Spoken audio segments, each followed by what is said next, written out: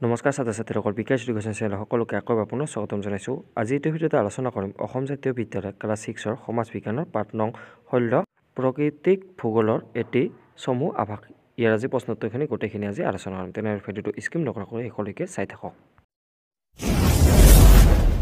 কৈছে যে এটা বাক্যত উত্তৰ লিখা। ইয়াৰে ক নম্বৰ প্ৰশ্নটো কৈছে যে ভূগোল মানে কি বুজা? ইয়াৰ উত্তৰটো লিখিম যে গোলাকাৰ পৃথিৱীখনৰ উপৰিভাগৰ বিভিন্ন উপাদানৰ অৱস্থান আৰু সম্পৰ্ক অধ্যয়নেই হৈছে ভূগোল। এনেকৈ লিখিলে হৈ যাব। তাৰপিছত খ নম্বৰ প্ৰশ্নটো কৈছে যে ইয়াৰ পিছতো ভূগোলৰ প্ৰধান দুটা ভাগ কি কি? ইয়াৰ উত্তৰটো লিখিম যে ভূগোলৰ প্ৰধান ভাগ দুটা হৈছে প্ৰাকৃতিক ভূগোল আৰু মানৱ ভূগোল। এনেকৈ লিখিলে হৈ যাব। তাৰপিছত প্ৰশ্নটো কৈছে যে ইয়াৰ পিছতো যে ক নম্বৰ প্ৰশ্নটো যে ভূ-প্ৰাকৃতিক ভূগোলে কি কি অধ্যয়ন কৰে? ইয়াৰ উত্তৰটো লিখিব লাগিব এনেকৈ যে প্ৰাকৃতিক ভূগোলত পৰ্বত পাহাৰ, মালভূমি, সমভূমি, নদ-নদী, হ্ৰদ বিল আদিৰ কেনেদৰে সৃষ্টি হৈছে সেই বিষয়ে বিশদভাৱে অধ্যয়ন কৰা হয়। এনেকৈ লিখিলে হৈ যাব। তাৰপিছত খ নম্বৰ প্ৰশ্নটো কৈছে যে ইয়াৰ পিছতো পেনচিয়া আৰু পেনচালাছ কি? ইয়াৰ উত্তৰটো লিখিব লাগিব যে এনেকৈ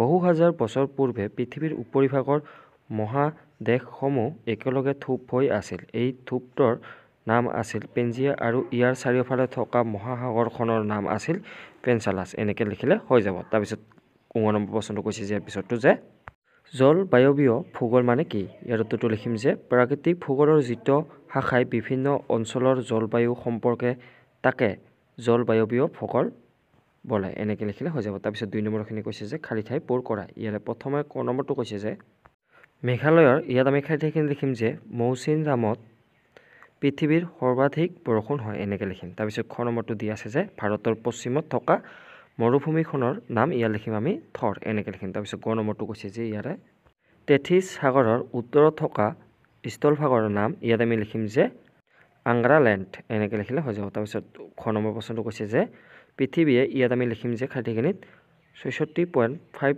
ডিগ্ৰী কোণত কৰি হালি সূৰ্যৰ চাৰিওফালে ঘূৰে। এনেকৈ লিখিম। তাৰপিছত ১ নম্বৰটো দি আছে যে বিষুৱ অঞ্চলৰ গছ-গছনিবোৰ ইয়াত আমি লিখিম যে চিৰসেউজীয়া। এনেকৈ লিখিম। তাৰপিছত প্ৰশ্নখিনি কৈছে যে ইয়াৰে পিছৰ ৩ নম্বৰখিনি হিমালয় পৰ্বতৰ সৃষ্টি কেনেদৰে হৈছিল লিখা। ইয়াৰ উত্তৰটো লিখিব লাগিব যে এনেকৈ ভূপণ্ডিতসকলে অনুমান কৰে যে বহু হাজাৰ বছৰ পূৰ্বে পৃথিৱীৰ সকলো মহাদেশ থোপ হৈ আছিল আৰু ইয়াৰ চাৰিওফালে মহাসাগৰ কেইখন আছিল।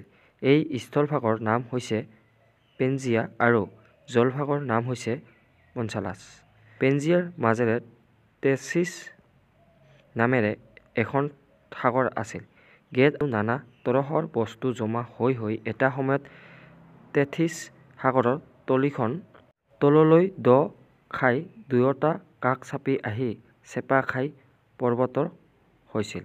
ফলত তেথিছ সাগৰত সৃষ্টি হোৱা পৰ্বত টুকুৰা টুকুৰ হৈ ভাগে ভাগে গুচি গ'ল আৰু ইয়ে আমাৰ ভাৰতত হিমালয়ৰ নাম ল'লে। এনেকৈ লিখিলে হৈ যাব। তাৰপিছত প্ৰশ্নটো কৈছে যে ইয়াৰ পিছত ৪ নম্বৰটো যে বিষুৱ অঞ্চলৰ এটা বৰ্ণনা দিয়া। ইয়াৰ উত্তৰটো লিখিম এনেকৈ যে বিষুৱ ৰেখাৰ আশে পাশে থকা অঞ্চলবোৰত সূৰ্যৰ তাপ আৰু পোহৰ লম্বভাৱে পৰা বাবে আৰু পানীভাগ বেছিকৈ থকাৰ বাবে গৰম হয়। যদিও বৰষুণ সদায় হয়, বৰষুণ সঘনাই পৰে বাবে গছ-গছনি বেছিকৈ গজে। ইমান বেছিকৈ গজে যে প্ৰত্যেকডাল গছেই সূৰ্যৰ অকণমান পোহৰ পাবৰ বাবে ওপৰলৈ বাঢ়ি আহে। আনহাতে সঘনাই বৰষুণ পৰে কাৰণে সেই অঞ্চলৰ মাটিভাগৰ ওপৰত পানীৰে ভৰি থাকে। গতিকে এনেধৰণৰ পৰিৱেশৰ বাবে তাত থকা গছ-গছনিবোৰ যেনেকৈ চিৰসেউজীয়া হৈ থাকে ঠিক তেনেকৈ জীৱবোৰো পৰিৱেশৰ লগত খাপ খুৱাই সৃষ্টি হৈছে। মাটিভাগ পানীৰে চপচপীয়া হৈ থাকে কাৰণে এনে অঞ্চলবোৰত ঘাঁহজাতীয় উদ্ভিদ নাই।